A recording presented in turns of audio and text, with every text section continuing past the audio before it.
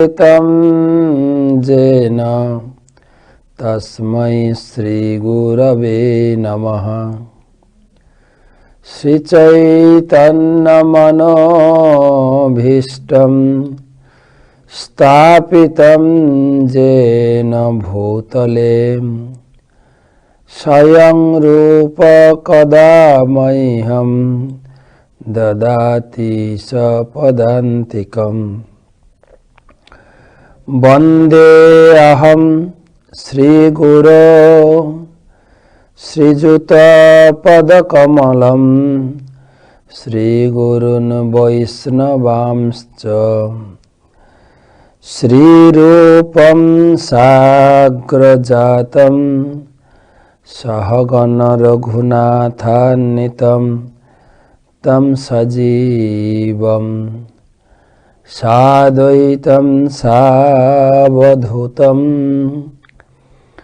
परिजन सहितं कृष्ण चैतन्य देवं श्री राधा कृष्ण पादं सहगण ललिता श्री विशाखान्वितांश्च। नमो विष्णुपादाय कृष्णप्रेष्ठाय भूतले श्रीमते भक्तिवेदांत स्वामिनिति नामिने। नमस्ते सारस्वते देवे गौरवाणी प्रचारिणे निर्विशेष शून्यवादी पाश्चात्यदेशतारिणे। आजानुलंबित भुजौ कनकावदातौ संकीर्तनैकपितरौ कमलायताक्षौ विश्वम्भरौ द्विजवरौ जुगधर्मपालौ वन्दे जगत्प्रियकरौ करुणावतारो। जयतां सुरतोपंगर मम मंदर मतर्गति मत्सर्वस्व पदाम्भोजौ श्रीराधा मदन मोहनौ। दिव्यद्बिन्दरणकल्पद्रुमाद श्रीमद्रत्नागार सिंहास्थनस्थौ श्री श्री राधा शील गोविंद देव्यौ प्रेष्ठालिभि सेव्यमानं स्मरामि। श्रीमन् रासरसारम्भी वंशीवट तटस्थित कर्षण वेणु शनैर्गोपी गोपीनाथौ श्रीहस्तुना। जय श्री कृष्ण चैतन्य प्रभु नित्यानंद श्री अद्वैत गदाधर श्रीवासदि श्री गौर भक्तबिंद। हरे कृष्णा कृष्ण कृष्ण हरे हरे, हरे राम राम राम हरे हरे। ओम नमो भगवते वासुदेवाय। ओम नमो भगवते वासुदेवाय। ओम नमो भगवते वासुदेवाय। नारायणं नमस्कृत्यं नरं चैव नरोत्तमं देवीं सरस्वतीं व्यासं ततो जयमुदीरये।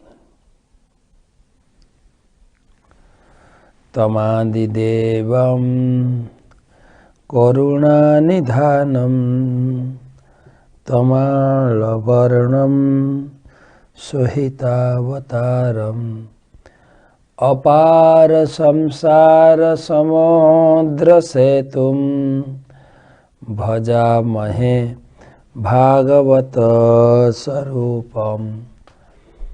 ग्रंथराज श्रीमद् भागवतम तृतीय स्कंध द्वादश अध्याय। আজকের আমাদের আলোচনা 34তম শ্লোক। 34 নম্বর শ্লোক থেকে ৪৪তম শ্লোক। তো 34 থেকে 40, ৪৩ থেকে ৪৪তম শ্লোক। আজকে আমাদের ৩২৭তম ভাগবত রসমাধুরী ক্লাসে উপস্থিত সমস্ত ভাগবত পিপাসু ভক্তমণ্ডলী, মমতাময়ী মাতৃমণ্ডলী সকলকে জানাই আমাদের ভাগবত রসমাধুরী ক্লাসের পক্ষ থেকে হার্দিক শুভেচ্ছা, অভিনন্দন এবং বৈষ্ণবীয় প্রণাম। তো প্রথমে গুরুদেবের চরণে আমার প্রণতি নিবেদন এবং তার কৃপা আশীর্বাদ প্রার্থনা করি। নমঃ বিষ্ণুপাদায় কৃষ্ণপৃষ্ঠায় ভূতলে শ্রীমতে জয়পতাকা স্বামিনীতি নামিনে। নমো আচার্যপাদায় নিতাই কৃপাপ্রদায়িনে গৌরকথা ধামদায় নগর গ্রাম তারিণে।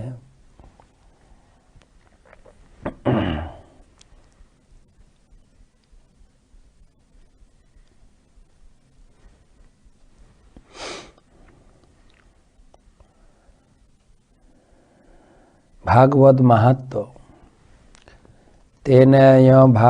তেনয় বাংময়ী মূর্তি প্রত্যক্ষা বর্ততে হরে।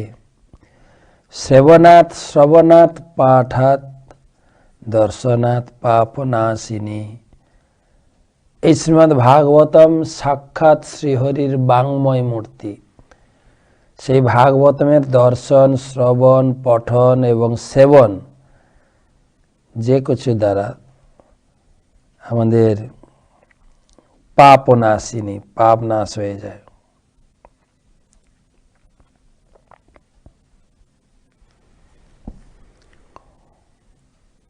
আমরা আমাদের আলোচনা প্রসঙ্গ চলছে ব্রহ্মাজির সৃষ্টি। তো গতকালকে পর্যন্ত আমরা শ্রবণ করেছি ব্রহ্মাজি কিভাবে তিনি আচরণের দ্বারা জগতে শিখিয়ে দিয়ে গেলেন কামের দ্বারা যে কোনো ব্যক্তি আকৃষ্ট হতে পারে, যে কোনো ব্যক্তি। তো সেটাই ভাগবতমের শিক্ষা। ভাগবতম কোনো উপদেশ প্রদান করছেন না, নিজে একদম আচরণ করে শিক্ষা প্রদান করছেন। তো সে সম্বন্ধেও এই শ্লোকে 34 নম্বর শ্লোকে শিল প্রভুপাদ কিছু গুরুত্বপূর্ণ কথা বলছেন। আগে আমরা শ্লোকটা পড়ি। সবার হাতে আশা করি শ্রীমদ্ ভাগবতম রয়েছে। আপনারা দেখুন, 3য় স্কন্ধ দ্বাদশ অধ্যায় 34তম শ্লোক।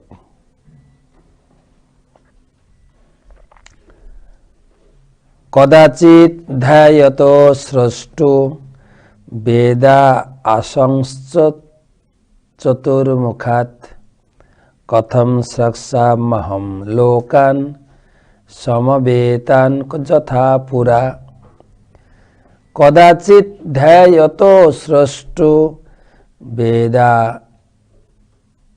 বেদা আসংস চতুর্মুখাৎ কথম স্রক্সামহম লোকান সমবেতান যথা পুরা। কোনো এক সময় যখন ব্রহ্মা চিন্তা করছিলেন কিভাবে তিনি বিগত কল্পের মতো বিশ্ব সৃষ্টি করবেন, তখন তার চার মুখ থেকে বিবিধ জ্ঞান সমন্বিত চতুর্বেদ প্রকাশিত হয়েছিল। অর্থাৎ এবারে ব্রহ্মার শরীর থেকে বেদ প্রকাশিত হলো। তাৎপর্য, অগ্নি যেমন কলুষিত না হয়ে সবকিছু ভক্ষণ করতে পারে, তেমনি ভগবানের কৃপায় ব্রহ্মার মহত্বরূপী অগ্নি স্বীয় কন্যা গমনের পাপ বাসনাকে ভস্মীভূত করেছিল। আমরা গত ক্লাসে যে টপিকটা আলোচনা করছিলাম, তো এখানে প্রভুপাদ খুব সাবধান বানিয়ে দিয়েছেন আমরা যেন ব্রহ্মার প্রতি কোনো প্রকারের কুমনোভাব পোষণ না করি, যে ব্রহ্মার মতো ব্যক্তি করতে পারেন, সেটাই বলছেন না। তিনি অগ্নির মতো, অগ্নির কাছে পাপ অপাপ সবকিছু পুড়ে ছাই হয়ে যায়। বেদ সমস্ত জ্ঞানের উৎস। ব্রহ্মা যখন জড়জগতের পুনঃসৃষ্টি করার কথা ভাবছিলেন, তখন পরমেশ্বর ভগবানের কৃপায় ব্রহ্মার কাছ থেকে বেদ প্রকাশিত হয়েছিল। তো এখানে আরেকটা জিনিস পরিধানযোগ্য, সাধারণত কামের ফলে জ্ঞান নষ্ট হয়ে যায়। গীতায় ভগবান বলেছেন কাম শুদ্ধ জ্ঞানকে আবৃত করে। তো ব্রহ্মা যদি কামের দ্বারা প্রভাবিত হতেন, বেদ প্রকাশিত হলো কি করে, সেটাই বিচার্য বিষয়। আরেকটা দিক আমরা আগে শুনেছি, বেদ প্রকাশিত হয়েছেন ভগবানের নিঃশ্বাস থেকে। আমরা গীতাতে একটা কোডের মাধ্যমে দেখেছি, অশ্ব মহস্য ভূতস্ব নিঃশ্বাসেতম এতচ্চত। ঋগ্বেদ, সামবেদ, অথর্ব, যজুর, বাহিরাঙ্গিরস ঋগ্বেদে বলা হয়েছে যে ঋগ, সাম, যজু, অথর্ব এই বেদ ভগবানের নিঃশ্বাস থেকে প্রকাশিত হয়েছে। আবার এখানে বলা হলো ব্রহ্মা থেকে। এগুলো যেন আমরা বিভ্রান্ত না হই, কিন্তু কোনটা ঠিক, দুটোই ঠিক। ভগবান তো বেদ প্রকাশিত করেছেন, তিনি আবার ব্রহ্মার মাধ্যমেও প্রকাশিত করেছেন। ব্রহ্মা তার ভগবত ভক্তির বলে বলিয়ান। ঘটনাচক্রে ভক্ত যদি কখনো ভগবত ভক্তির মার্গ থেকে অধঃপতিত হন, তাহলে ভগবান সর্বদাই তার ভক্তকে ক্ষমা করতে প্রস্তুত থাকেন। গীতায় এ কথা বলা হয়েছে। অপি চেত সুদুরাচার ভজন্তে মাম অনন্যভাগ সাধুরেব সমন্তব্য সম্যক ব্যবসিত হিস। অপি চেত সুদুরাচার, অত্যন্ত দুরাচারী ব্যক্তিও যদি ভগবত ভক্তির পথে আসে, সে শুদ্ধ হয়ে যায়। আবার ভক্ত যদি কোন রকম দুরাচারী কর্মে যুক্ত হয়ে পতিত হয়, ভগবান বলছেন তোমার নিন্দা করার কিছুই নেই, কেন তুমি নিন্দা করবে? সম্যক ব্যবস্থিত হইস, আমি তাড়াতাড়ি তাকে সঠিক পথে ফিরিয়ে আনবো, কেননা আমি তাকে তার হৃদয় থেকে পরিচালিত করছি। তা আমরা যেন এই ব্রহ্মার এই কার্যকলাপকে যেন খুব কুনজরে, কুভাবনায় না নিই। ভাগবতমের একটা শ্লোক দিয়ে প্রভুপাদ প্রতিপন্ন করছেন। শ্রীমদ্ ভাগবতম একাদশ স্কন্ধ পঞ্চম অধ্যায় ৪৪তম শ্লোক ৪২। সপাদমূলম ভজত প্রিয়স্য তক্ত্যান্ন ভাবস্য হরি পরেশ বিকর্ম যচ্চত পতিতম কথঞ্চিত ধুনোতি সর্বম হৃদি সন্নিবিষ্টম সপাদমূলম ভজত প্রিয়স্য তক্ত্যান্ন ভাবস্য হরি পরেশ বিকর্ম যচ্চত পতিতম কথঞ্চিত ধুনোতি সর্বম হৃদি সন্নিবিষ্ট। যে ব্যক্তি পরমেশ্বর ভগবানের শ্রীপাদ পদ্মের অপ্রাকৃত প্রেমময়ী সেবায় যুক্ত, তিনি ভগবান শ্রীহরির অত্যন্ত প্রিয় এবং সেই ভক্তের হৃদয়ে অবস্থান করে ভগবান ঘটনাক্রমে সংঘটিত তার সমস্ত পাপ থেকে ক্ষমা করে দেন। সপাদমূলম ভজত প্রিয়স, ভগবানের চরণে যিনি আত্মসমর্পণ করেছেন, ভগবানের যিনি পূজা করেন, প্রিয়স্য, ভগবানের খুব প্রিয়। তক্তান্ন ভাবস্য হরি পরেশ, ভগবান ভক্তের হৃদয়ে অবস্থান করে পরেশ ভক্তকে পরিচালিত করেন। বিকর্ম যচ্চত পতিতং কথঞ্চিত, বিকর্ম মানে পাপ কর্ম। কোনো সময় যদি তার হৃদয়টা কখনো পাপ চিন্তা বা পাপ কর্মের দ্বারা কলুষিত হয়, কথঞ্চিত কখনো যদি, ধুনোতি সর্বম হৃদি সন্নিবিষ্ট, আমি তার হৃদয়ে রয়েছি, তার হৃদয়টাকে আমি নিজেই ধুয়ে দেব, সেই পাপের দ্বারা সে প্রভাবিত হবে না। ধুনোতি সর্বম হৃদি সন্নিবিষ্ট। ব্রহ্মার মতো একজন মহান ব্যক্তি যে তার নিজের কন্যার সঙ্গে যৌন সঙ্গমের কথা চিন্তা করবেন, তা কখনো প্রত্যাশা করা যায়নি। ব্রহ্মার এই দৃষ্টান্তটি কেবল শিক্ষা দেয়, জড়া প্রকৃতি এতই বলবতী যে তা সকলের উপর প্রভাব বিস্তার করতে পারে, এমনকি ব্রহ্মার উপরেও। ভগবানের কৃপায় অল্প একটু দণ্ডভোগের মাধ্যমে ব্রহ্মা রক্ষা পেয়েছিলেন এবং ভগবানের অনুগ্রহে মহান ব্রহ্মরূপে তার মর্যাদা ক্ষুণ্ণ হয়নি। অত্যন্ত উপযোগী শ্লোক এবং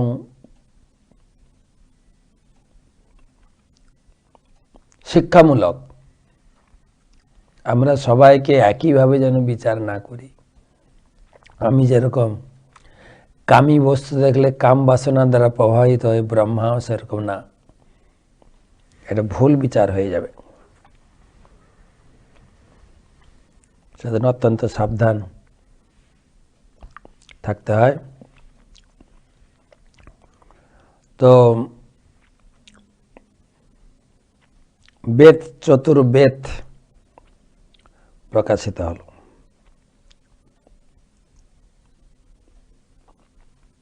35 নম্বর শ্লোক। চাতুর্হর্ত্রম কর্মতন্ত্রম উপবেদনয়ৈঃ ধর্মস্য পাদাশ্চত্যার তথৈবাশ্রমবিত্তয়। চাতুর্হোত্রম কর্মতন্ত্রম উপবেদনয়ৈঃ ধর্মস্য পাদাশ্চত্যার তথৈবাশ্রমবিত্তয়।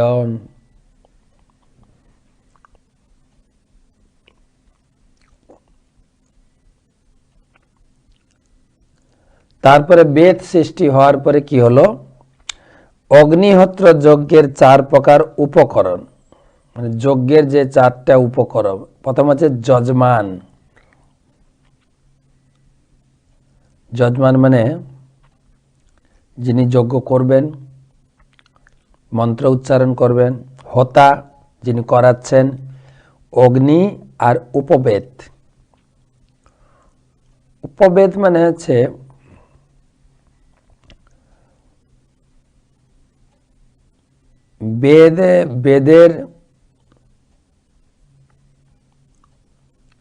বেদের সঙ্গে সম্পর্কিত কিছু উপবেদ, মানে যেরকম বলা হয় না ধনুর্বেদ, আয়ুর্বেদ,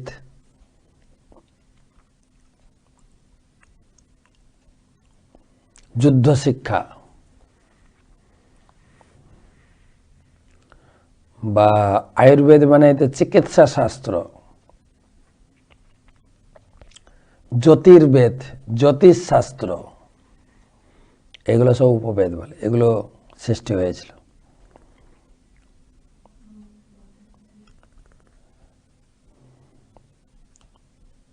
তারপর ধর্মের 4টি তত্ত্ব বা 4টি স্তম্ভ, ধর্ম যার উপরে দাঁড়িয়ে আছে, 4টি খুঁটি এবং 4টি বর্ণের কর্তব্য, সবকিছু সৃষ্টি হয়েছিল। বহুপাত 4টি খুঁটির কথা আলোচনা করেছেন। আহার, নিদ্রা, ভয়, মৈথুন, জড়দেহের এই 4টি আবশ্যকতা পশু ও মানুষ উভয়ের মধ্যে সমানভাবে বিরাজমান। পশুদের থেকে মানব সমাজকে পৃথক করার জন্য বর্ণ এবং আশ্রম অনুসারে ধর্ম অনুষ্ঠান করার বিধান রয়েছে। বৈদিক শাস্ত্রে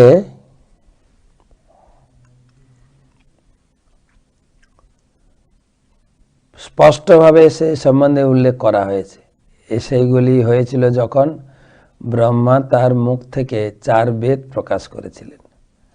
এইভাবে সভ্য সমাজের জন্য বর্ণ ও আশ্রম অনুসারে মনুষ্যোচিত কর্তব্য নির্ধারিত হয়েছে। যারা পরম্পরা কর্মে সেই তত্ত্ব অনুসরণ করেন তাদের বলা হয় আর্য বা সভ্য মানুষ।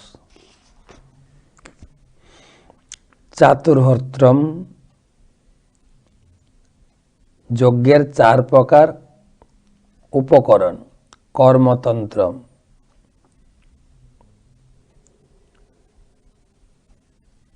যজমান, হোতা, অগ্নি এবং উপবেদ। উপবেদ মানে আমি বললাম, উপবেদ সম্বন্ধে পরের শ্লোকগুলিতে আরও বলা হবে। চিকিৎসা বিজ্ঞান, যুদ্ধকলা, সঙ্গীত কলা, স্থাপত্য বিজ্ঞান যেটা ইঞ্জিনিয়ার, এই সমস্ত।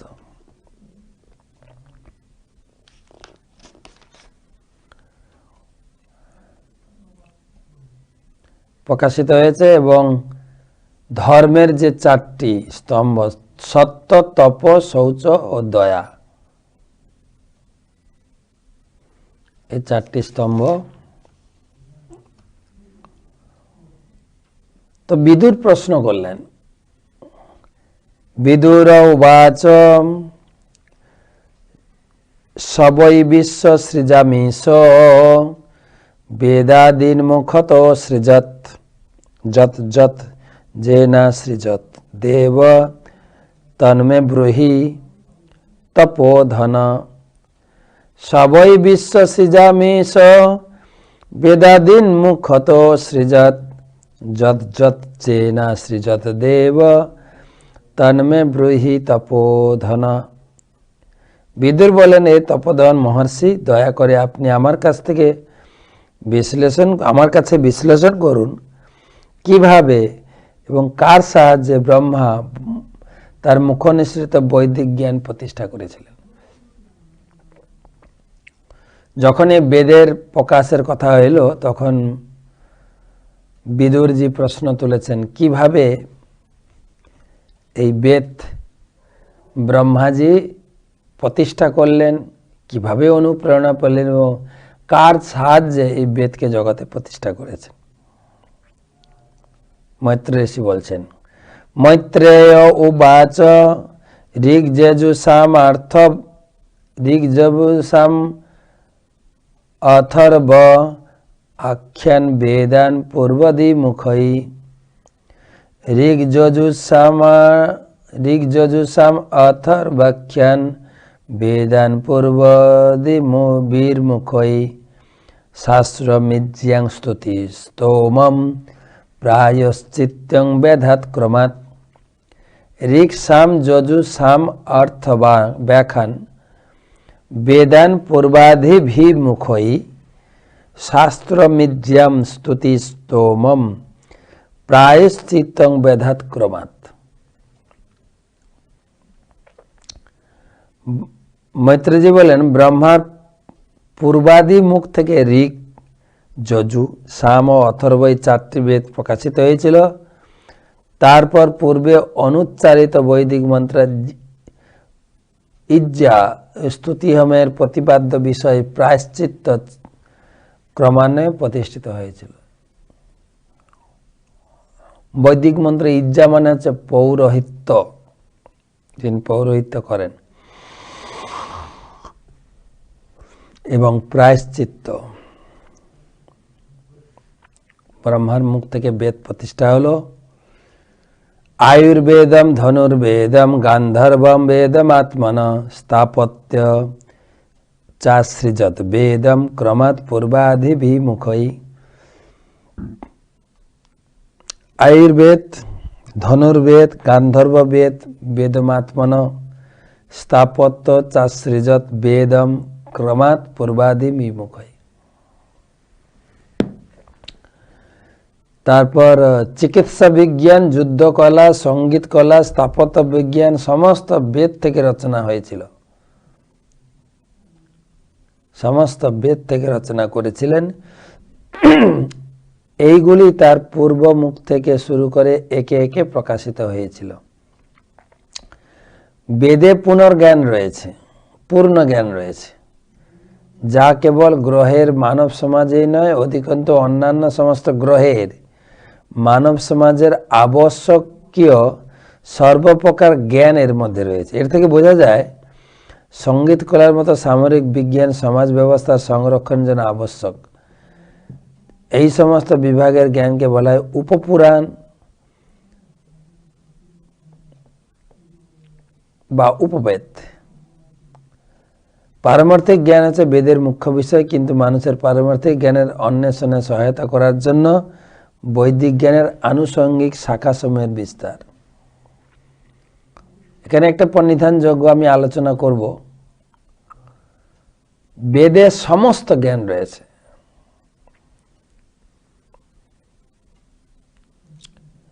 যেরকম গীতায় ভগবান বললেন না যে সপ্তম অধ্যায়ের শুরুতে, যে জ্ঞানহম সবিজ্ঞানম ইদং বক্সামি অশেষত, আমি তোমাকে জ্ঞান এবং বিজ্ঞান সমন্বিত শিক্ষা তোমাকে প্রদান করব। যত জ্ঞাত্যম, যা জানা হলে, জ্ঞাতব্যম অবশিষ্যতে, আর জানার বাকি থাকবে না।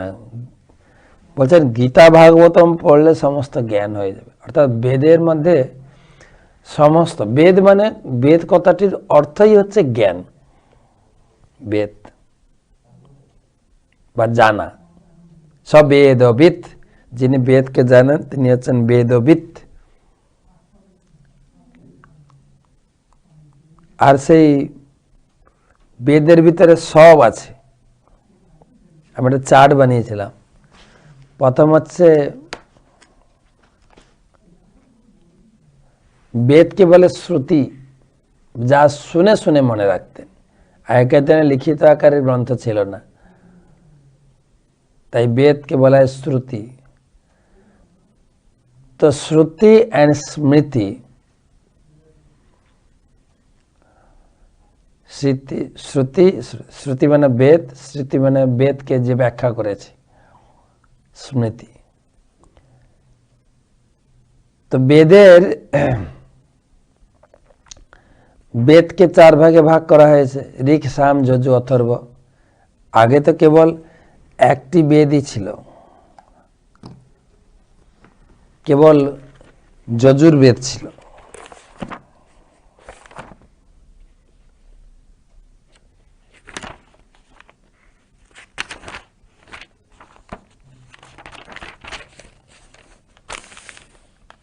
আগে কেবল একটা বেদই ছিল, যজুর্বেদ।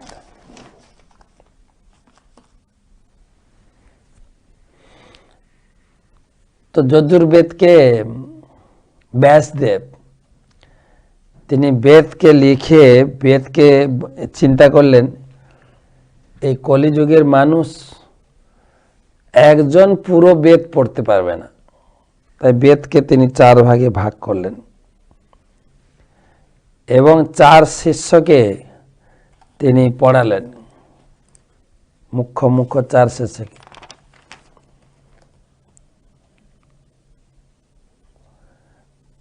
ঋগ্বেদ ধর পৈল সামগ জৈমিনী কবি বৈশাম্পন ঐবৈক্য নিঃশ্রান্ত যজুসামুত। বেদকে 4 ভাগ করে ব্যাসদেব তিনি পৈল ঋষিকে পড়ালেন ঋগ্বেদ, জৈমিনী হচ্ছেন সামবেদ, বৈশাম্পন যজুর্বেদ, আর অঙ্গিরা ঋষিকে তিনি অথর্ববেদ পড়িয়েছিলেন এবং তাদেরকে সেই বেদের দায়িত্ব দিয়ে প্রচার করেছিলেন। বেদের আবার প্রত্যেকটি বেদের 4টি ভাগ, এগুলো মনে রাখার চেষ্টা করবেন। সংহিতা, ব্রাহ্মণ, আরণ্যক আর উপনিষদ। প্রত্যেকটা বেদের আবার 4টা উপবিভাগ। সংহিতা হচ্ছে যত মন্ত্র, যেরকম ব্রহ্ম সংহিতা, পুরুষ সূক্ত, সংহিতা গানের আকারে যা গচ্ছিত হয়েছে বেদের। আর ব্রাহ্মণ মানে বিভিন্ন আচার অনুষ্ঠান, কিভাবে চলা উচিত, কিভাবে কথা বলা উচিত,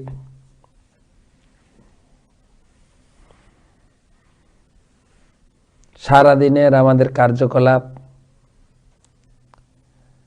সংহিতা, আরণ্যক। এই সংহিতার ব্রাহ্মণ। আরণ্যক হচ্ছে এই যে মন্ত্রগুলো রয়েছে কিভাবে তার অন্তর্নিহিত অর্থ ব্যাখ্যা করা। আর লাস্ট হচ্ছে উপনিষদ। উপনিষদ হচ্ছে বেদার মূল সিদ্ধান্ত বা বেদের উপসংহার বলা যেতে পারে। এই গেল বেদ, মূল বেদ। এরপর আছে উপবেদ। উপবেদে রয়েছে ধনুর্বেদ, আয়ুর্বেদ, বা এর আগে বললেন না সঙ্গীত, কলা, চর্চা, প্রযুক্তিবিদ্যা, এসব উপবেদ। আবার বেদাঙ্গ, 3টে ভাগ কিন্তু বেদের, বেদ, উপবেদ আর বেদাঙ্গ। আবার বেদের 4টে উপবিভাগ। তো বেদাঙ্গ কি কি না, কল্প, বিশদরূপী আচার, এইগুলো হচ্ছে বেদাঙ্গ। মানে বেদকে জানার জন্য বিভিন্ন প্রকারের কলা, বা আপনারা বলতে পারেন ব্যাকরণ, কিভাবে শ্লোক উচ্চারণ করব, ব্যাকরণ কি, ছন্দ, বিভিন্ন ছন্দ, এক একটা শ্লোক, ত্রিষ্টুপ ছন্দ, বৃহতি ছন্দ, অনুষ্টপ ছন্দ, এগুলো বেদের। তারপরে জ্যোতির্শাস্ত্র, জ্ঞানের গণনা। তাহলে বেদাঙ্গ হচ্ছে কল্প, উচ্চারণ, ব্যাকরণ, নিরুক্ত, ছন্দ এবং জ্যোতিষ। এই গেল পুরো শ্রুতির বিচার। শ্রুতিকে 3 ভাগে ভাগ করা হচ্ছে বেদ, উপবেদ, বেদাঙ্গ। এবারে স্মৃতি মানে পুরাণ। স্মৃতিকে কয়টা ভাগে ভাগ করা হয়েছে? আচারগত সূত্র, তন্ত্রসমূহ, পঞ্চরাত্র, পুরাণ, ইতিহাস, ষড়দর্শন। আচারগত হচ্ছে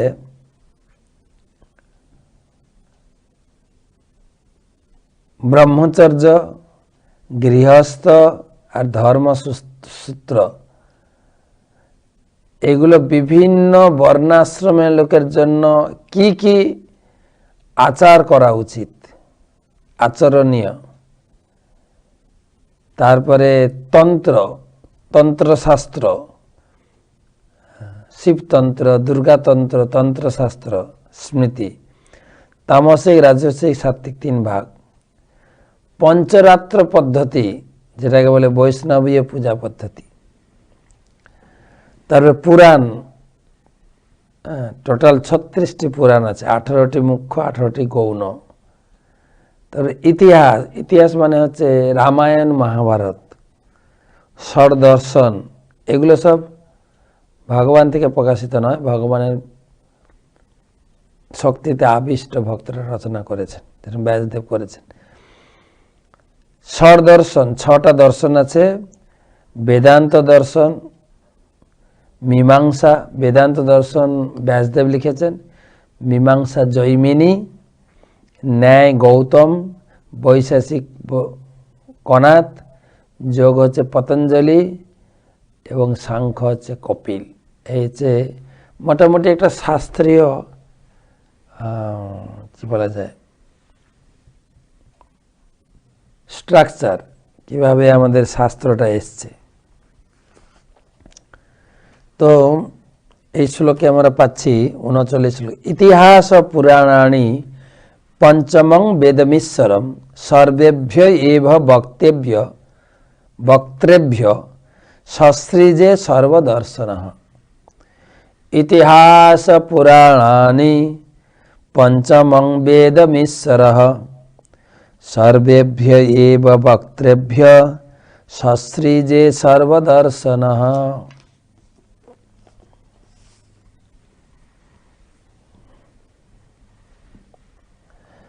যেহেতু তিনি সমগ্র অতীত, বর্তমান এবং ভবিষ্যৎ দর্শন করতে পারেন, তাই তিনি তার সমস্ত মুখ থেকে পঞ্চম বেদ, পুরাণ ও ইতিহাস সৃষ্টি করেছিলেন।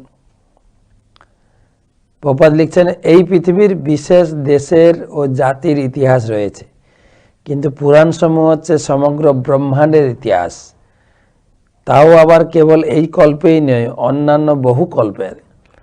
ব্রহ্মার এই সমস্ত ঐতিহাসিক তত্ত্ব জানা আছে, তাই সমস্ত পুরাণগুলি হচ্ছে ইতিহাস, মূলত ব্রহ্মার রচনা বলে সেইগুলি বেদের অঙ্গ, তাদের বলা হয় পঞ্চম বেদ। তাহলে চতুর্বেদ আর পঞ্চম বেদ হচ্ছে রামায়ণ, মহাভারত, ব্যাসদেব রচনা করেছেন।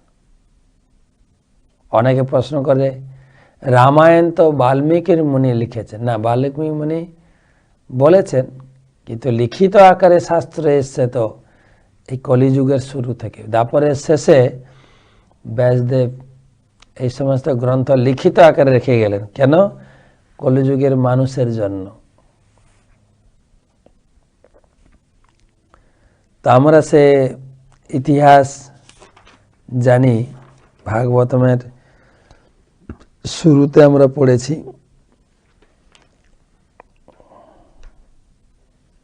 কিভাবে ব্যাসদেব তিনি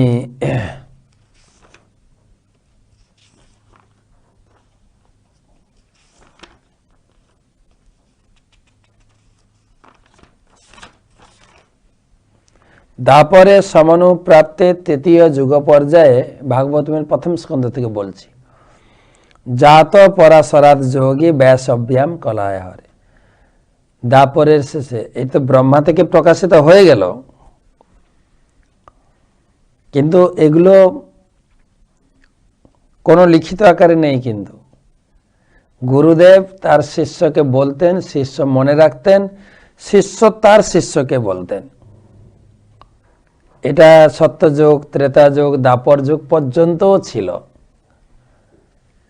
কিন্তু যখনই কলিযুগের আগমন হচ্ছে, তখন ব্যাসদেব, যিনি হচ্ছেন ভগবানের শক্তাবেশ অবতার, জ্ঞানের অবতার, তিনি এই কলিযুগের লক্ষণ তিনি হৃদয়ে দর্শন করলেন। প্রাণ অল্পায়সু সভ্য কলাবস্মিন যুগে জনা মন্দ সুমন্দ মত এ মন্দ ভাগ্য এই উপদ্রুতা। তো তখন কলিযুগের মানুষের গতি দেখে যে তাদের ব্রেন শক্তি, স্মৃতিশক্তি সব হ্রাস পাবে, তাই তাদের জন্য লিখিত আকারে কিছু শাস্ত্র রেখে যায়।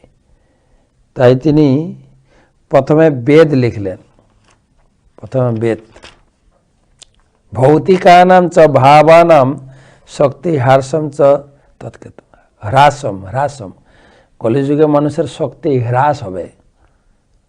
স্মৃতিশক্তি, মেধাশক্তি, যা যা আছে, শারীরিক শক্তি, মানসিক শক্তি, সব দিক থেকে কলিযুগের মানুষ হারিয়েছে।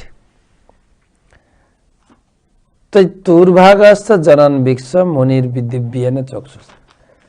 ব্যাসদেব তার দিব্য চক্ষু দ্বারা দর্শন করে কলিযুগের জন্য তিনি কি করলেন, বেদ লিখলেন প্রথম। তারপরে বেদ পড়তে পারবো না আমরা, তাই স্ত্রী শূদ্র দ্বিজ বন্ধুদের জন্য তিনি, যারা স্ত্রী লোকেরা, শূদ্র লোকেরা যারা বেদ পাঠ করতে পারবে না, তাদের জন্য রামায়ণ মহাভারত লিখলেন। কিন্তু এত কিছু লেখার পরেও ব্যাসদেব তিনি চিত্তে সন্তোষ লাভ করলেন। তথাপি বত মেদয়া আত্মা চৈবাত্মনবিদু অপ্রসন্ন ইবা ভাতি। তিনি এত কিছু লিখেও তিনি প্রসন্ন ছিলেন না। তখন একদিন তিনি তার কুটিরের পাশে সরস্বতীতে স্নান করে পবিত্র হয়ে বসে আচমান আদি করেছেন, তিলক আদি করেছেন, দিয়ে গুরুদেবের ধ্যানস্থ হলেন। আর তার গুরুদেব তার সামনে উপস্থিত হলেন। উপস্থিত হয়ে বললেন যে তুমি শারীরিক মানসিক দিক দিয়ে অপ্রসন্ন কেন? তখন ব্যাসদেব বলেন, গুরুদেব আমি সত্যি আমি নিজে জানি না কেন আমি অপ্রসন্ন। আমি বহু শাস্ত্র রচনা করেছি এবং সেই সমস্ত শাস্ত্র ক্যাটাগরি ভাগ করেছি কিভাবে পড়বে, তা সত্ত্বেও আমি চিত্তে সন্তোষ লাভ করছি না কেন? গুরুদেব তখন বললেন, তুমি যা লিখেছ বেদ পুরাণ ইতিহাস, তাতে তো লোকে ভক্তি খুঁজে পাবে না, তো শুধু পড়বে, কাহিনী জানবে, আর লোকে বেশি কামাসক্ত হবে।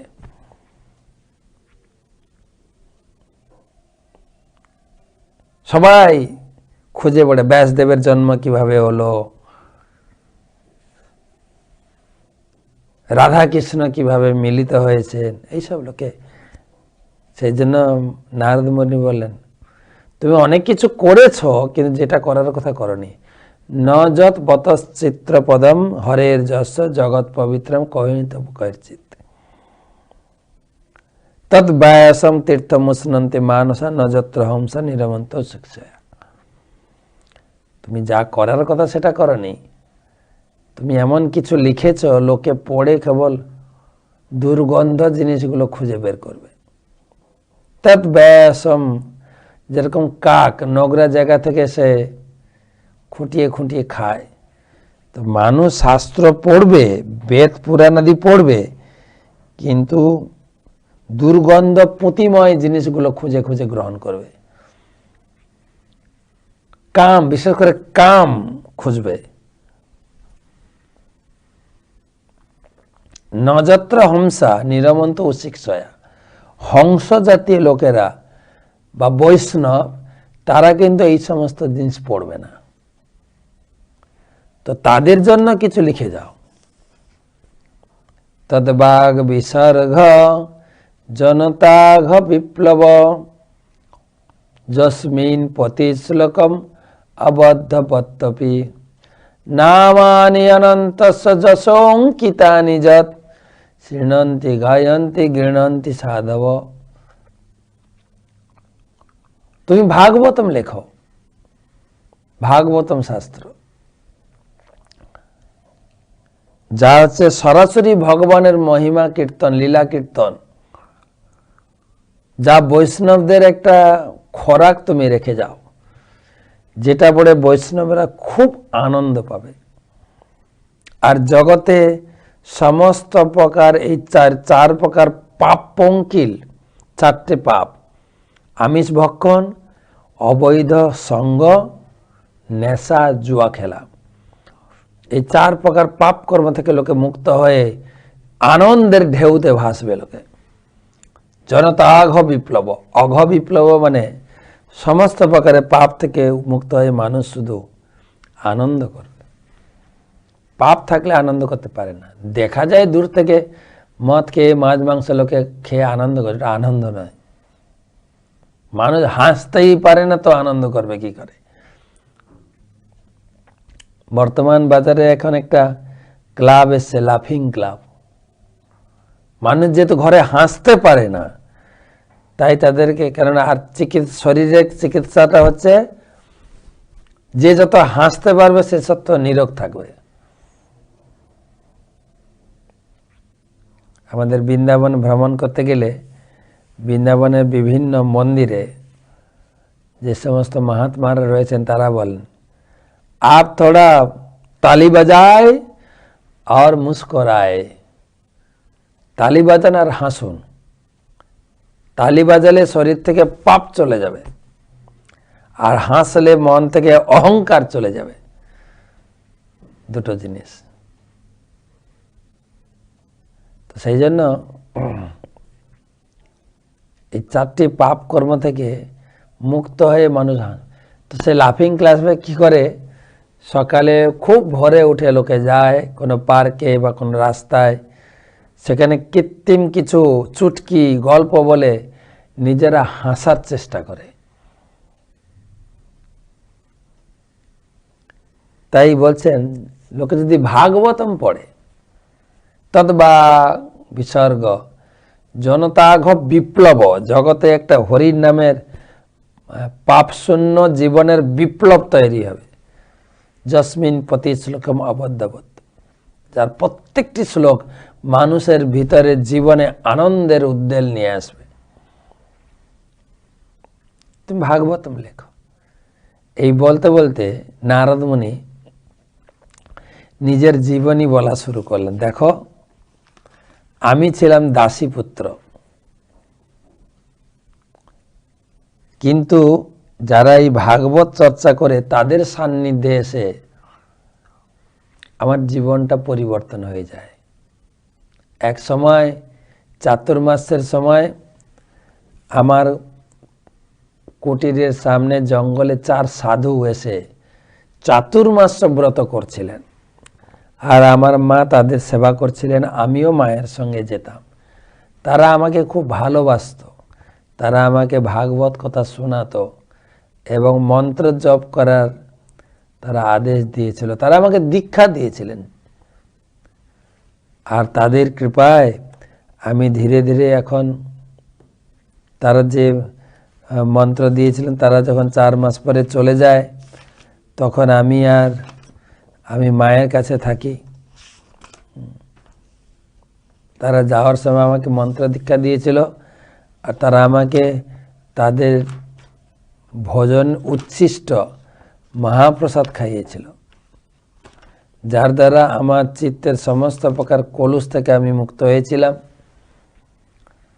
তারপরে আমার চিত্ত তাদের প্রতি আকৃষ্ট হয়েছিল, ভগবত ভক্তির প্রতি আকৃষ্ট হয়েছিল। কিন্তু আমি ধীরে ধীরে অনুভব করছিলাম আমার এই ভক্তির পথে আমার মাই হচ্ছে বাধা। তাই চিন্তা করতাম মায়ের বন্ধন থেকে কিভাবে ছুটব। একদিন আমি খবর পেলাম আমার মা সর্পদর্শনে তার মৃত্যু হয়েছে। তিনি সন্ধ্যার সময় গোদাহন করতে গিয়েছিলেন কারো বাড়িতে, ফেরার পথে সর্পদংশনে মৃত্যু হয়েছে।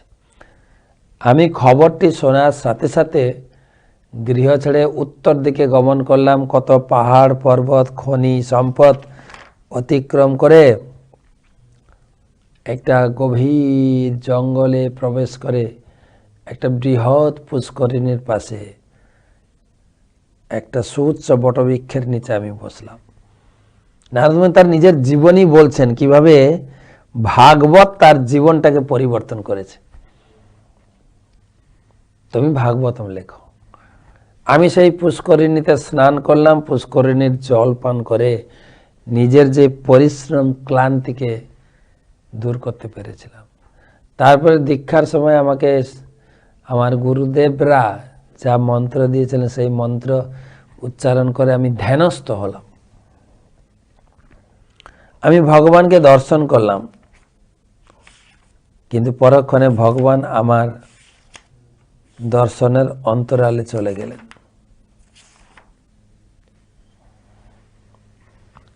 তারপরে আমি অনেক চেষ্টা করলাম, ভগবানকে দর্শন পেলাম না। তখন দৈববাণী শুনলাম, নারদ মুনি বলছেন তার জীবনী, যে হে নারদ, তোমার ভজন সম্পূর্ণ হয়নি, কিন্তু তোমার ভজনকে বৃদ্ধি করার জন্য আমি এক ঝলক দর্শন দিয়েছি, সম্পূর্ণরূপে ভজন করলে তুমি আমাকে পাবে। সেই জন্ম অতিবাহিত হলো, পরের জন্মে আমি ভগবানের পার্ষদ রূপে আবির্ভূত হয়েছি, ব্রহ্মার মন থেকে আবির্ভূত হয়ে ভগবানের পার্ষদ হয়ে গেছি। তুমি ভাগবতম লেখো, যা প্রত্যেকটি মানুষকে আমার মতো স্তরে নিয়ে আসতে পারবে। তুমি হচ্ছে জ্ঞানের অবতার, তুমি সবকিছু দর্শন করতে পারো, তুমি ধ্যানস্থ হয়ে বসো, ভগবান কৃষ্ণের সমস্ত শুদ্ধ লীলা, ভগবানের আবির্ভাব, ভগবানের মথুরা থেকে গোকুলে গমন, তারপরে প্রথম থেকে তৃণাবর্তাসুর বধ, অঘাসুর, বকাসুর, ধেনুকাসুর, শকটাসুর, এই সমস্ত লীলা, তারপরে ভগবানের দামবন্ধন লীলা, ব্রহ্মাণ্ড দর্শন লীলা, রাসলীলা, গোপৎসহরণ লীলা, গিরি গোবর্ধন ধারণ লীলা, সব লীলা তুমি দর্শন করো, দিয়ে লিখো। এই বলে নারদ মুনি উপদেশ দিয়ে তিনি অন্তর্ধান হয়ে গেলেন। এদিকে ব্যাসদেব, গুরুদেব চলে যাওয়ার পরে গুরুদেবের নির্দেশ অনুযায়ী তিনি পরের দিন সরস্বতীতে স্নান করে পবিত্র হয়ে শুদ্ধ বস্ত্র ধারণ করে তিলক আদি আচমন আদি কমপ্লিট করে তিনি গুরুদেবের নির্দেশ অনুসারে তিনি যোগাসনে বসে তার মন, বাক্য এবং কায়, গ্রীব, শিরোধ্বজ সব কিছু এক সরল রেখা রেখে মন সংযম করে ভগবানের ধ্যানে ধ্যানস্থ হয়ে গেলেন। ভক্তি যোগেন মনসি সম্যক পণিহিতে মলে অপশ্যৎ পুরুষং পূর্ণং মায়াম চ তৎ অপাশ্রয়। তিনি ভক্তি যোগের দ্বারা মনকে স্থির করলেন এবং ভগবানের সেবায় যুক্ত হলেন। মন ভক্তি যোগে মনকে, তারপরে তিনি কিছুক্ষণ পরে ভগবানকে দেখতে পেলেন। জয়া সম্মোহিত জীব আত্মানম ত্রিগুণাত্মকম পরোপি মনুতে অর্থম তৎকৃতে চাবি পদ্ধতি। তিনি ভগবানকে দর্শন করলেন আর ভগবানের পাশে মায়াকে দর্শন করলেন।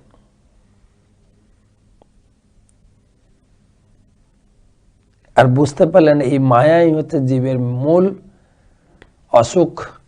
মায়াগ্রস্ত হয়েছে সে, এই জগৎকে সে নিজের মনে করছে, তার ঘর বাড়িটা নিজের মনে করছে, তার আত্মীয় স্বজন নিজের মনে করছে, কোনোটাই তো তার নিজের নয়, তার সঙ্গে থাকার জন্য দেওয়া হয়েছে। এই হচ্ছে মায়া। তো জীবের রোগ বুঝতে পারলেন, জীবকে মায়া ধরেছে। এবারে মায়া থেকে মুক্ত করবেন কি করে? অনর্থ উপশমম ভক্তি, অর্থ উপশমন সাক্ষাৎ ভক্তি যোগম অধক্ষছে লোকস্য অজানত বিদ্যান চক্রে শাশ্বত সংহিতা। জীবের অনর্থ বা রোগ ব্যাধিটা কি না? মায়াগ্রস্ত হয়েছে।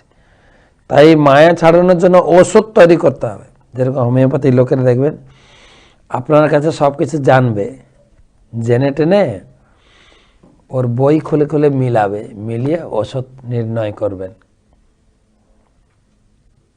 তো রোগ নির্ণয় হয়েছে, এখন ওষুধ। ওষুধটা কি?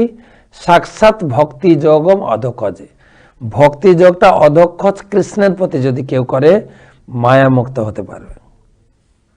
কিন্তু লোকস্য অজানত, সাধারণ লোক জানেই না।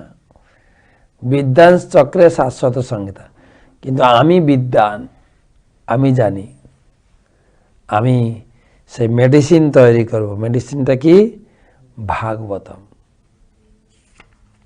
মহাপ্রভু দুটো মেডিসিন দিয়ে গেছেন। একটা হচ্ছে ভাগবতম, আরেকটা হচ্ছে হরিনাম। তাপত্রয় চিকিৎসা, এই দুটো জিনিসের মাধ্যমে আমরা আমাদের জীবনকে রক্ষা করতে পারি। প্রতিদিন ডোজ অনুযায়ী খেতে হবে।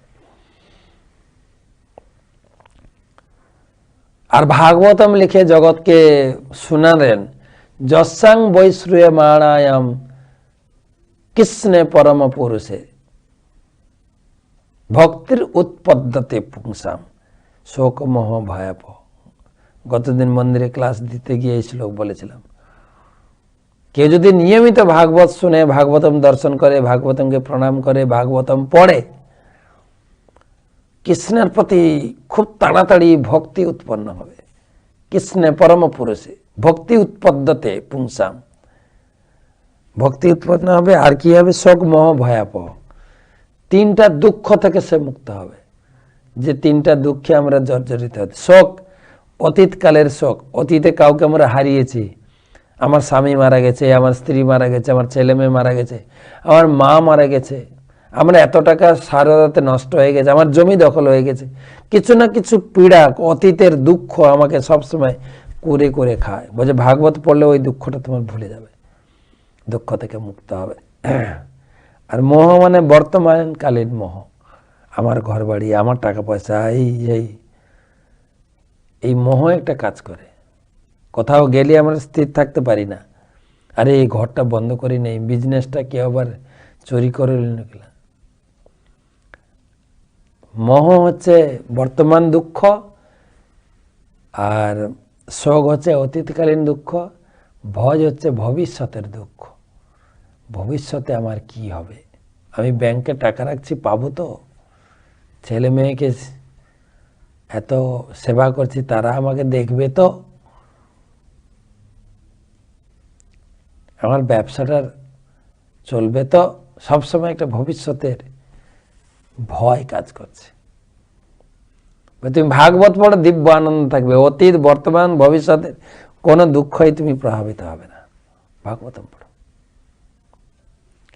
এই ভাগবত লেখার পরে তিনি চিন্তা করলেন, এত সুন্দর গ্রন্থ, মূল্যবান গ্রন্থ, মহিমান্বিত গ্রন্থ, আমি কোথায় কাকে দেব? কেই বা এর মর্যাদা দেবে? এত সুন্দর মূল্যবান গ্রন্থের একটা পাত্র চাইতো যেখানে ধারণ করব। আপনি যদি দোকানে গিয়ে বলেন আমাকে 1 লিটার দুধ দিন, বলছে পাত্র দাও না, আমার পকেটে দুধটা দিন। পকেটে হবে তো? পকেটে না, দুধের জন্য পাত্র চাই। এত মূল্যবান, এটা দুধ নয়, এটা মাখন।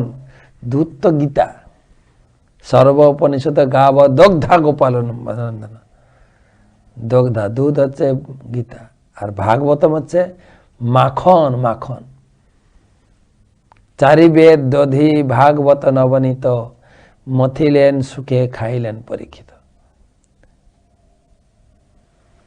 এই চার বেদকে মন্থন করে সুখদেব গোস্বামী মাখনের মতো উপাদেয় খাদ্য দিয়ে গেছেন। প্রতিদিন পান করুন, প্রতিদিন পান করুন, প্রতিদিন। যে 4 বেদ লিখে ব্যাসদেব সন্তুষ্ট হলেন না, ভাগবত লেখা মাত্রই তার জীবনের আনন্দ।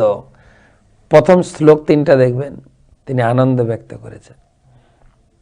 নিগম কল্পতরু গলিতং ফলম সুখমুখদামৃতম তব সংযুতম পিবত ভাগবতম রসমালয়ম মুহুর্মুহু রসিকা ভুই ভাব। আরে সারা বেদ পুরাণের একদম নিছড় রস। আমরা ফলকে কিভাবে রস নিগড়ে বের করি না, ব্যাসদেব বলছেন আমি সারা বেদকে নিগড়ে রস বের করে দিয়েছি, শুধু খালি রস পান করো। ভাগবত। লোকে বলে আমরা বেদ পড়বো না কেন? আরে বেদের সার পড়ুন, বেদ পড়তে নিষেধ করা হয়েছে। যিনি বেদ লিখেছেন তিনি নিজে সন্তুষ্ট হননি, অসন্তুষ্ট ছিল। যখন ভাগবতম লিখলেন তখন তার জীবনে আনন্দ ফিরে পেলেন। কে বলেছেন? নারদ মুনি বলেছেন।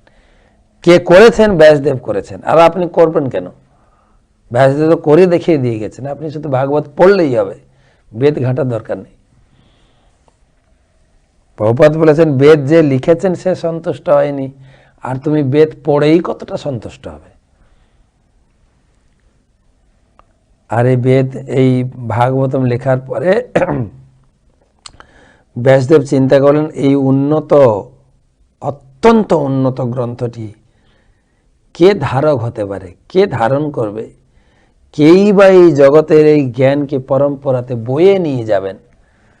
তখন ভগবানের কাছে গিয়ে, তিনি শক্তাবেশ অবতার, তিনি আবার কৃষ্ণের কাছে প্রার্থনা করলেন, হে প্রভু, আমাকে একটা উপযুক্ত সন্তান প্রদান করুন,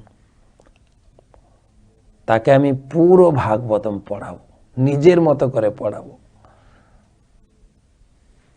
তখন ব্যাসদেব সেই তার পুত্র সুখদেব গোস্বামীকে পেয়েছেন, যিনি ছিলেন সুখ পাখি।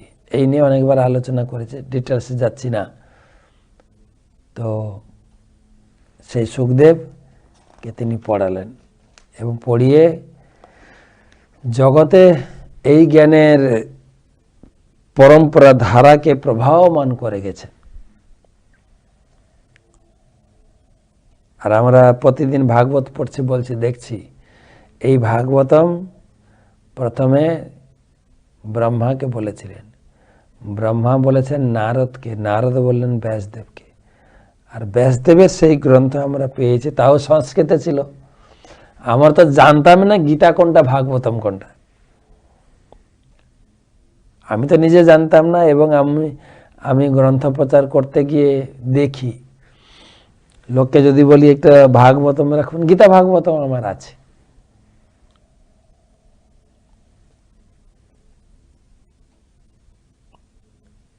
আবার অনেকে প্রশ্ন করে গীতা আর ভাগবতম কি আলাদা, প্রশ্ন করে। সত্যি আমাদের জানা ছিল না। আমরা দেখছি গুরু পরম্পরাক্রমে চৈতন্য মহাপ্রভু এবং তার পরম্পরাক্রমে ছিল ভক্তি সিদ্ধান্ত সরস্বতী ঠাকুর এবং তার সুযোগ্য শিষ্য ইস্কন প্রতিষ্ঠাতা আচার্য কৃষ্ণ কৃপাসে মূর্তি ছিল অভয় চরণারবিন্দ ভক্তি বেদান্ত স্বামী প্রভুপাদ। তিনি এই ভাগবতমের উপরে অনেক পরিশ্রম করে রাত জেগে জেগে প্রত্যেকটি শ্লোক আমাদের বোধগম্য করানোর জন্য সহজ সরল ভাষায় অনুবাদ এবং পারপট তাৎপর্য লিখলেন। আর আমরা বাঙালিরা আরো ধন্যাতে ধন্য, সেই প্রভুপাদের ইংরেজিকৃত অনুবাদকে বাংলা ভাষায়, আমাদের মাতৃভাষায়, এবং শুধু তাই না, অত্যন্ত মিষ্ট ভাষায়। বাংলা ভাষায় দুটো চর্চা হয়, সাধু ভাষা, চলিত ভাষা, চলিত ভাষা আর সাধু ভাষা। এই চলিত ভাষায়, খুব মিষ্টি ভাষায় এটাকে বাংলা ভাষায় রূপান্তর ঘটালেন নিত্যলীলা প্রবিষ্ট শ্রী শ্রীমৎ ভক্তি চারু স্বামী গুরুদেব। আমাদের বাঙালি সমাজ ওনার চরণে চিরকৃতজ্ঞ এত একটা সুন্দর গ্রন্থ উপহার দেওয়ার জন্য। অত্যন্ত সুন্দর গ্রন্থ, নিয়মিত পড়ুন, নিয়মিত। এর থেকে আনন্দকন্দ আর কোথায় খুঁজবেন? তা আমরা প্রভুপাদের কাছে, গুরুবর্গের কাছে কৃতজ্ঞতা জানাই, আমাদের সেই অধিকার দিয়েছেন, শুধু অধিকার না, সুযোগ দিয়েছেন আমরা যাতে ভাগবত পড়ি আর ভাগবতমের কিছু কথা লোককে শোনাই। তাই যারা ভাগবত কথা শুনছেন প্রতিদিন, আমাদেরও কর্তব্য বহু লোককে এই ভাগবতম জ্ঞান প্রচার করতে হবে। জগতে যত ভাগবতম প্রচার হবে, যত বাড়িতে ভাগবতম প্রবেশ করবে, ততই মানুষের জীবনের আনন্দ সে ফিরে পাবে। মহাপ্রভু বলেছেন, ভারত ভূমিতে মনুষ্য জন্ম হইল যার জন্ম সার্থক করি কর পর উপকার। নিজে ভাগবতম পড়ো আর দুনিয়াকে ভাগবতম পড়ানোর ব্যবস্থা করো।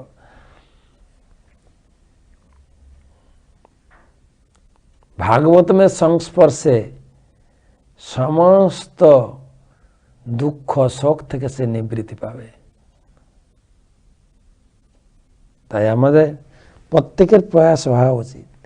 আপনার আত্মীয় স্বজন বন্ধু বান্ধব দেখেন কার বাড়িতে ভাগবত গ্রন্থ নেই, ভাগবতম গ্রন্থের প্রকাশ করতে পারেন।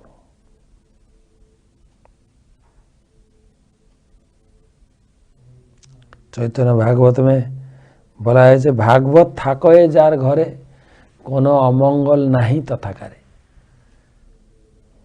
এই যে করোনার আবহ, প্রত্যেক বাড়িতে ভাগবত প্রতিষ্ঠা করুন। মানুষ জর্জরিত, বলে একটা ভাগবত রাখো, তোমার জীবন সেফ।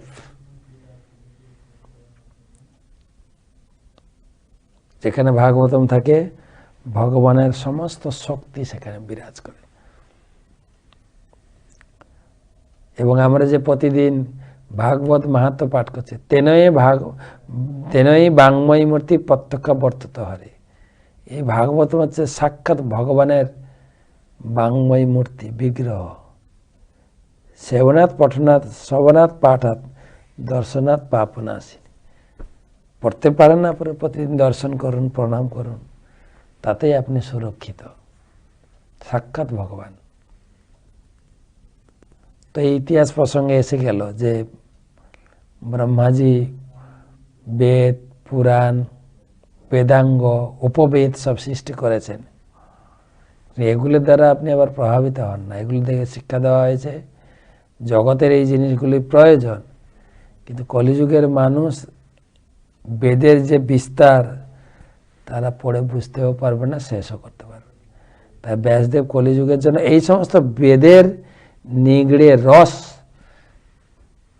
ভাগবতম দিয়ে গেছেন। তো এগুলি ব্রহ্মার মুখ থেকে প্রকাশিত হয়েছে। বেদ, বেদাঙ্গ, উপবেদ, মহাভারত ইতিহাস। লাস্ট শ্লোক 40। ষড়সুক্থৌ পূর্ববক্রাৎ অগ্নিষ্টুতাবথ আপ্তর্যামতি রাত্রৌ চ বাজপেয়ম সগো শবম। ষড়সুক্থৌ পূর্ববক্রাৎ পুরিশাগ্নিষ্টুতাবথ আপ্তর্যামতি রাত্রৌ চ বাজপেয়ম সগো শবম। বিভিন্ন প্রকার যজ্ঞ, ষোড়শী, উক্ত, পুরীষী, অগ্নিষ্টম, আপ্তর্যাম, অতিরাত্র, বাজপেয় এবং গোশব ব্রহ্মার মুখ থেকে প্রকাশ, এই সমস্ত কিছু এসছে।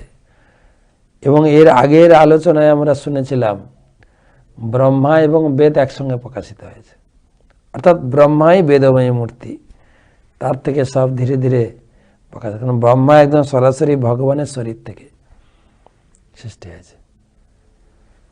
তো এই সমস্ত শাস্ত্রের সুন্দর শিক্ষা এবং ধারাবাহিক আলোচনা আমরা মনোনিবেশ করলাম। তো গতকালকে আমি বলেছিলাম যে আমি দক্ষিণ 24 পরগনায় যাব। আমি দক্ষিণ 24 পরগনা থেকে আপনাদের ক্লাস দিচ্ছি। তো কালকে কলকাতায় থাকব, কলকাতা থেকে আপনাদের সঙ্গে যুক্ত হব। তো সবাইকে ধন্যবাদ। সবাই ভালো থাকুন, সুরক্ষিত থাকুন, সবসময় কৃষ্ণ ভাবনাময় থাকুন। আমার গুরুদেব বলেন সকাল সন্ধ্যায় সবাই একটু উলুধ্বনি করুন, হরিধ্বনি করুন, শঙ্খধ্বনি করুন, কৃষ্ণ নাম জপ করুন। তার মাধ্যমে নিজেকে সুরক্ষিত রাখুন। রাখে হরি মারেকে। ভগবানের কাছে আপনাদের মঙ্গল কামনা করি। শুভরাত্রি। হরে কৃষ্ণ।